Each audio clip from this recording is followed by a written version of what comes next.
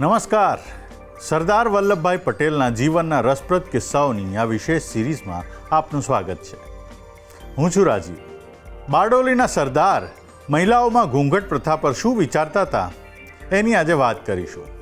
સાથે જ દેશને આઝાદી કઈ રીતે મળવી જોઈએ એ મુદ્દા પર નહેરુ અને ગાંધીજી સામે આવી ગયા ત્યારે સરદારે કેવું વલણ દાખ્યું એની પણ અતિ રસપ્રદ વાત કરીશું. કોંગ્રેસે જ કઈ રીતે વલ્લભભાઈનું સરદાર તરીકેનું બિરુદ હટાવી દીધું એની પણ વાત વિગતવાર જોઈશું. આપણે જોયું કે બારડોલી સત્યાગ્રહની અભૂતપૂર્વ સફળતા પછી સમગ્ર દેશમાં સરદારનો જય જયકાર થઈ રહ્યો હતો. ગાંધીજીના સૌથી મોટા શિષ્ય તરીકે લોકો તેમને સ્વીકારવા લાગ્યા હતા. દેશના ખૂણે ખૂણે લોકો તેમને સાંભળવા આતુર થઈ રહ્યા હતા. બારડોલીની વિજયી લડત પછી અમદાવાદમાં સરદારનું વિશેષ સન્માન થયું. માનપત્રમાં તેમને ગાંધીજીના મુખ્ય શિષ્ય કહેવાયેલા. એ અંગે વાત માંડતા સરદારે કહ્યું હતું, તમે અમદાવાદના શહેરીઓ તરફથી માનપત્ર આપ્યું તેમાં મને ગાંધીજીના પટ્ટ શિષ્ય તરીકે વર્ણવેલો છે. હું ઈશ્વર પાસે માગું છું કે મારામાં એ યોગ્યતા આવે, પણ હું જાણું છું કે મને બરાબર ખબર છે મારામાં એ યોગ્યતા હજુ નથી. એ યોગ્યતા મેળવવા માટે મારે કેટલા જન્મ લેવા જોઈએ એ મને ખબર નથી. સાચે જ કહું છું કે તમે પ્રેમના આવેશમાં જે અતિશયોક્તિ ભરેલી વાતો મારા માટે લખી છે તે ન ગળી શકાય એવી છે. તમે સૌ જાણતા હશો કે મહાભારતમાં દ્રોણાચાર્યને એક ભીલ શિષ્ય હતો, જેણે દ્રોણાચાર્ય પાસેથી એક પણ વાત સાંભળી નહોતી, પણ ગુરુનું માટીનું બાબલું બનાવી તેનું પૂજન કરતો અને તેને પગે લાગી દ્રોણાચાર્યની વિદ્યા શીખેલો. જેટલી વિદ્યા એણે મેળવી હતી એટલી દ્રોણાચાર્યના બીજા કોઈ શિષ્યએ મેળવી નહોતી. એનું શું કારણ? કારણ કે એનામાં ગુરુ પ્રત્યે ભક્તિ હતી, શ્રદ્ધા હતી, એનું દિલ સ્વચ્છ હતું, એનામાં લાયકાત હતી. મને તમે જેના શિષ્ય કહો છો તે ગુરુ તો રોજ મારી પાસે પડેલા છે. એમનો પટ્ટ શિષ્ય તો શું અનેક શિષ્યોમાંથી એક થઈ શકું એટલી પણ યોગ્યતા મારામાં નથી એ વિશે મને શંકા નથી. એ યોગ્યતા જો મારામાં હોત તો તમે ભવિષ્યને લઈને મારા વિશે જે આશાઓ બતાવી છે તે મેં આજે જ સિદ્ધ કરી હોત. નરહરી પરીખ પોતાના પુસ્તકમાં લખે છે કે મહારાષ્ટ્રની રાજકીય પરિષદમાં ખેડૂતોના પ્રશ્નો પર ચર્ચા હતી, એટલે અહીં પણ સરદારને પ્રમુખ તરીકે પધારવા આમંત્રણ અપાયું. સરદાર વિચારમાં હતા, કેમ કે હજી સુધી તો તેઓ ગુજરાત સાચવીને બેઠા હતા. મહારાષ્ટ્ર તો રાજકીય લોકોનું કેન્દ્ર, એટલે ત્યાં મારું શું ચાલશે એવો વિચાર ચાલતો હતો. પણ ગાંધીજીએ આગ્રહ કર્યો કે તમારે જવું જોઈએ એટલે ગયા. ત્યાં પણ સરદારે પોતાના ભાષણમાં ગાંધીજીના જ ગુણગાન ગાયા.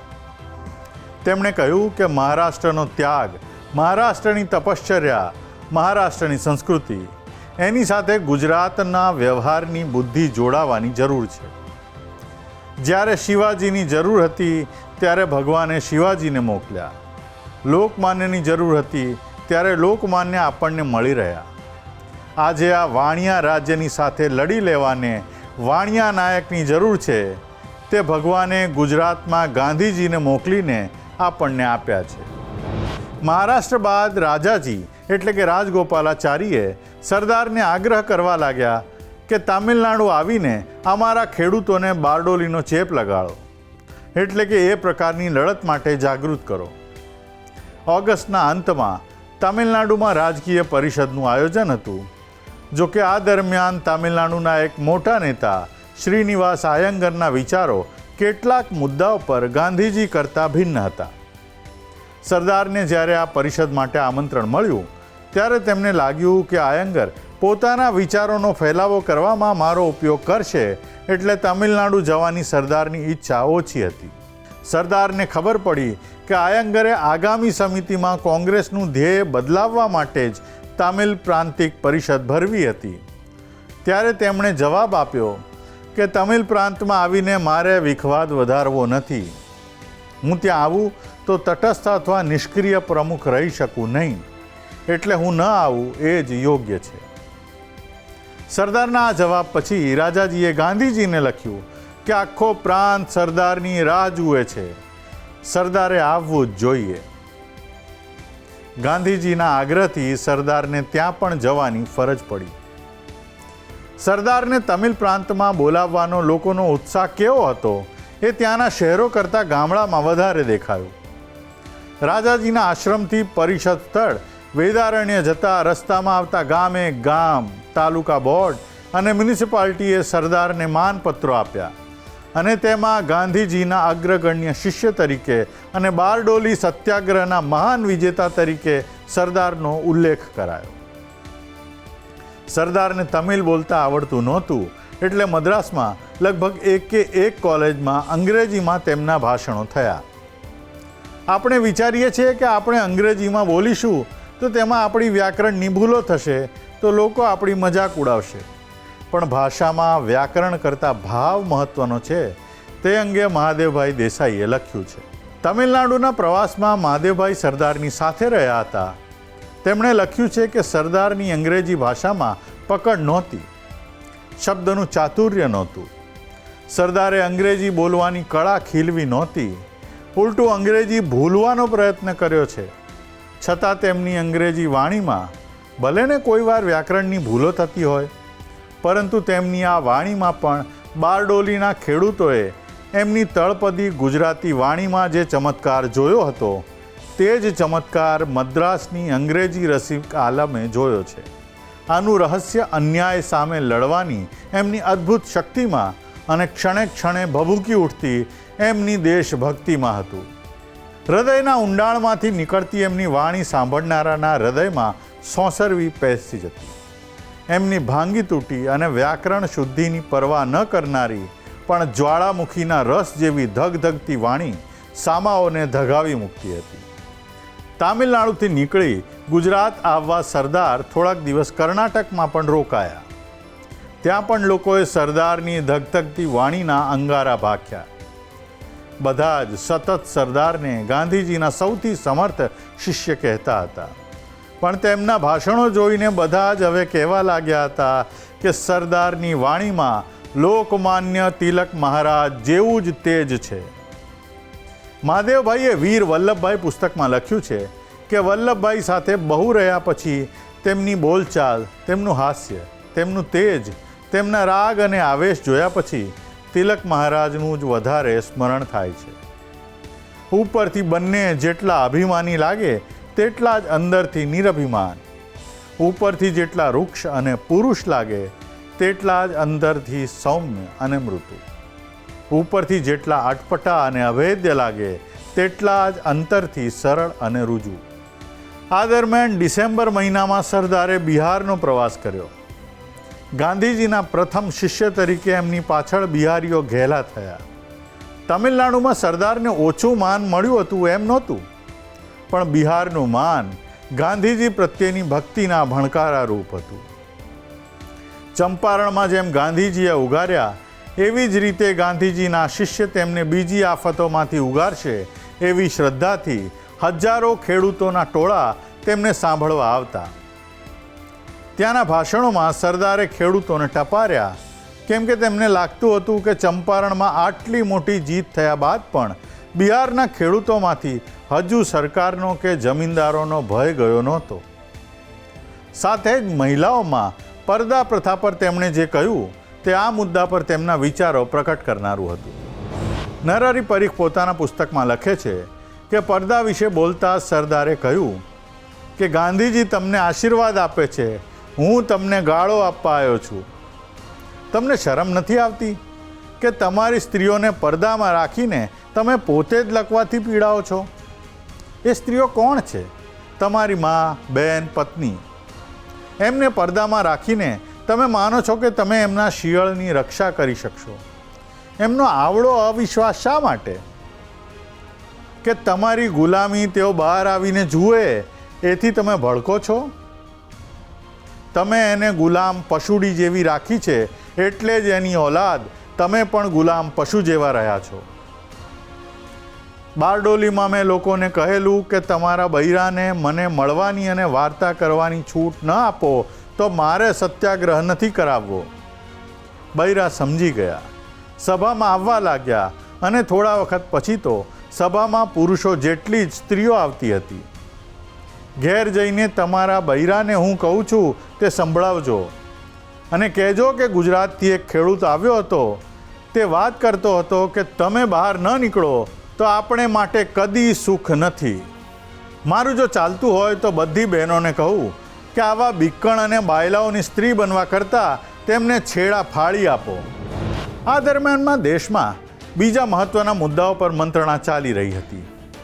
1928માં દેશમાં સાયમન કમિશન આવ્યું હતું. 1919માં મોન્ટેગ્યુ ચેમ્સફોર્ડના રિપોર્ટ દ્વારા ભારતમાં કેટલાક વહીવટી સુધારા દાખલ કરવામાં આવ્યા હતા, જેમાં ભારતીયોને મત આપી પોતાના પ્રતિનિધિઓ ચૂંટવાનો અધિકાર તો આપવામાં આવ્યો હતો, પરંતુ અંતિમ સત્તા તો બ્રિટિશ વાઇસરોય અને ગવર્નર જનરલ પાસે જ હતી. એટલે સાયમન કમિશનનું કામ એ જાણવાનું હતું કે મોન્ટફર્ટ સુધારા કેટલે અંશે અમલ કરાયા છે અને તેનાથી શું ફેરફાર આવ્યો છે. પરંતુ કોંગ્રેસે સમગ્ર દેશમાં સાયમન કમિશનનો ઠેર ઠેર વિરોધ કર્યો. ઠેર ઠેર સાયમન ગો બેકના બેનર બતાવવામાં આવ્યા. આ આંદોલનમાં 2 નેતાઓને પોલીસની લાઠીનો માર ખાવો પડ્યો હતો. એટલે લોકોએ અંગ્રેજ શાસન સામે ફિટકાર વરસાવ્યો હતો. પ્રથમ હતા પંજાબના મહાન નેતા લાલા લાજપત રાય અને બીજા જવાહરલાલ નહેરુ. લાલાજી માટે તો આ માર પ્રાણ ઘાતક નીવડ્યો હતો. આ સમગ્ર સમય દરમિયાન કોંગ્રેસમાં મોતીલાલ નહેરુના નેતૃત્વમાં એક કમિટી કામ કરી રહી હતી અને આઝાદી માટે શું મુસદ્દો હોવો જોઈએ તેની તૈયારી કરી રહી હતી. લખનઉ ખાતે ઓગસ્ટની આખરમાં એક સર્વપક્ષીય બેઠક મળી, જેમાં મોતીલાલ નહેરુ કમિટીના રિપોર્ટ ઉપર વિચાર થયો અને બધા ડોમિનિયન સ્ટેટસ મેળવવા માટે એકમત થયા. ડોમિનિયન સ્ટેટસ એટલે કે શાસન આપણા જ પ્રતિનિધિઓ ચલાવે, પરંતુ દેશ અંગ્રેજ રાજ પરિવારને જ વફાદાર રહે. ભારત પહેલાં ઓસ્ટ્રેલિયા વગેરે દેશો આ સ્ટેટસ ભોગવી રહ્યા હતા. ત્યારબાદ આગામી તૈયારી માટે ડિસેમ્બરમાં કલકત્તામાં કોંગ્રેસની બેઠક યોજાવાની હતી. તેમાં પ્રમુખપદ માટે 3 નામ ચર્ચામાં હતા. પ્રમુખ તરીકે પહેલું નામ મોતીલાલ નહેરુનું ચર્ચાતું હતું. બીજી બાજુ બારડોલીના વીર તરીકે વલ્લભભાઈનું નામ પણ છૂટથી ચર્ચાતું હતું. અને ત્રીજા યુવાનોના નેતા તરીકે જવાહરલાલ નહેરુ પણ ચર્ચામાં હતા. પરંતુ બંગાળ સમિતિએ મોતીલાલના નામનો આગ્રહ કર્યો એટલે મોતીલાલ પ્રમુખ થયા. મોતીલાલ નહેરુને માહિતી હતી કે કોંગ્રેસનો જ એક મોટો પક્ષ પોતાના પુત્ર જવાહરલાલ નહેરુના નેતૃત્વમાં ડોમિનિયન સ્ટેટસનો વિરોધ કરે છે. જવાહરલાલ કહેતા હતા કે પૂર્ણ સ્વતંત્રતા સિવાય કશું પણ સ્વીકાર્ય નથી. નહેરુને આ મુદ્દા પર નેતાજી સુભાષચંદ્ર બોઝનો સંપૂર્ણ સહકાર મળ્યો. મોતીલાલે સંકટમોચન તરીકે ગાંધીજીને બોલાવ્યા અને ગાંધીજી પણ કલકત્તા મોતીલાલ નહેરુની મદદે પહોંચ્યા. જવાહરલાલને બિલકુલ સ્વીકાર્ય નહોતું કે ડોમિનિયન સ્ટેટસની માગણી લઈને અંગ્રેજ વાઇસરોય પાસે જવું. તેઓ કહેતા હતા કે આપણે આઝાદી ઝંખતા હોઈએ તો આપણે કોઈ પણ વિનંતી લઈને વાઇસરોય પાસે જવું ના જોઈએ. ડોમિનિયન સ્ટેટસ માટે 2 વર્ષની મુદ્દત આપવાની વાત હતી. જો કે સ્વતંત્રતા માટે નહેરુને એક ક્ષણ પર રાહ જોવાની તૈયારી નહોતી. પછી ગાંધીજીએ મધ્યસ્થી કરી અને ઠરાવમાં વાઇસરોય પાસે જવાની વાત દૂર કરાઈ અને 2 વર્ષની મુદ્દતની જગ્યાએ 1 વર્ષમાં સ્ટેટસ મેળવવાનો નિર્ણય કરી સમાધાન કરાવ્યું. સરદાર અને રાજાજીએ ગાંધીજીને આ ઠરાવ રજૂ કરવાની ના પાડી, કેમ કે જો એક પક્ષ સહમત ન હોય તો તેનો યોગ્ય અમલ થઈ શકે નહીં એવું માનતા હતા. પણ સાથે ગાંધીજી જે કરે તેમાં સરદારના સમર્થનની ખાતરી હતી. આ પરિસ્થિતિ છતાં ગાંધીજીએ ડોમિનિયન સ્ટેટસનો 1 વર્ષનો ઠરાવ મૂક્યો અને બોમ્બ ફૂટ્યો. જવાહરલાલના ટેકાથી સુભાષચંદ્ર બોઝે બ્રિટિશ સંબંધ તોડ્યા વિના ન જ ચાલે એ મતલબનો સુધારો આ ઠરાવ ઉપર રજૂ કર્યો. ગાંધીજીની વ્યથાનો પાર ન રહ્યો. ઠરાવ પર સામે ભાષણો થયા. અંતમાં ગાંધીજીનું ભાષણ હતું. તેમણે દુઃખી હૃદયે કહ્યું કે ગઈકાલે જે લોકો સમાધાનમાં સંમત થયા હતા તેમણે આજે સુધારો સૂચ્યો છે. એ વચન તોડવા જેવું છે. ભાઈ સુભાષ બોઝે કહ્યું કે ડોમિનિયન સ્ટેટસનો ઠરાવ કરીને આ બુઢ્ઢાઓ આપણો ઝંડો નીચે પાડવા ભેગા થયા છે. જો તમને એમ લાગતું હોય તો તમે પ્રમુખને દૂર કેમ નથી કરતા? બીજા પ્રમુખ શોધો જે તમારો ઝંડો ઊંચો રાખે. હું તમારો ઝંડો નીચે પાડતો હોઉં તો મારી પર થૂકો. હું બુઢ્ઢો થયો છું, મારા દાંત પડી ગયા છે, પણ 1920માં સોનાનો હતો એ હવે પિત્તળનો થઈ ગયો છું. એમ તમે માનતા હો તો મને લાત મારીને કાઢી મૂકો. આ બધા વિખવાદની વચ્ચે મતદાન થયું અને ગાંધીજીનો ઠરાવ 1300 વિરુદ્ધ 900 મતે પસાર થયો. સરદારને જેમ આખો દેશ ગાંધીજીના પટ્ટ શિષ્ય તરીકે ઓળખવા લાગ્યો હતો, તેમ તેઓ અડગપણે ગાંધીજીની સાથે રહ્યા હતા. આ મતદાનની ગણતરી સાચી રીતે થાય એ જોવાની જવાબદારી જવાહરલાલ નહેરુની હતી. અને આશ્ચર્યજનક રીતે જેઓ ગાંધીજીની વિરુદ્ધ હતા તેવા એક જૂથે મતગણતરીમાં ગોલમાલની કોશિશ કરી હતી, તો નહેરુએ જ પોતાના આ પક્ષની આ પ્રવૃત્તિને અટકાવી હતી અને ગાંધીજીના ઠરાવનો વિજય થયો હતો. આમ ગાંધીજીના વિજય સાથે એક વર્ષ પછી આરપારની લડાઈ માટે ગાંધી સેના તરીકે સરદાર તૈયાર થઈ રહ્યા હતા. આ બેઠકમાં માત્ર સામસામે લડત જ જામી હતી એવું નથી, કેટલાક રમૂજી પ્રસંગ પણ બન્યા હતા. એક એવો ઠરાવ આવ્યો જેમાં સર્વસંમતિ હતી અને એ હતો બારડોલીના સત્યાગ્રહીઓને ધન્યવાદ આપતો પ્રસ્તાવ. ઠરાવ રજૂ થતાની સાથે જ હજારો કાર્યકર્તાઓએ સરદારના દર્શનની માગણી કરી. સરદાર બહુ સંકોચ સાથે પોતાના સ્થાને ઊભા થયા. એમને ભાષણ આપવાનું કહેવાયું તો સંકોચ કરવા લાગ્યા, તો નેતાઓ સરદારને ઢસડીને ભાષણ આપવા લઈ જવા પડ્યા. આ ઠરાવમાં સરદાર વલ્લભભાઈ એવા શબ્દો હતા, પણ કમિટીમાં સામ્યવાદને માનનારાઓ હતા, એટલે પાછળથી બેઠકમાં ચર્ચા થઈ કે કોઈ ઇલકાબ લગાવી શકાય નહીં, એટલે ઠરાવમાંથી સરદાર શબ્દ કાઢી નાખી વલ્લભભાઈ એટલો જ શબ્દ રાખવામાં આવ્યો. બેઠકમાં કોઈ કારણસર સરદાર હાજર રહ્યા નહોતા. પાછળથી જાણ થતાં તેમણે રમૂજમાં કહ્યું કે સારું થયું, કોંગ્રેસે મારી સરદારી છીનવી લીધી, અને બધા હસી પડ્યા. પણ જેમ સરદાર સાથે હંમેશા બન્યું છે, કોઈના છીનવવાથી સરદારી છીનવાતી નથી. હવે આખી કોંગ્રેસ વલ્લભભાઈની સરદારી નીચે આવવાની હતી. એ અંગે આગામી અંકોમાં વાત કરીશું.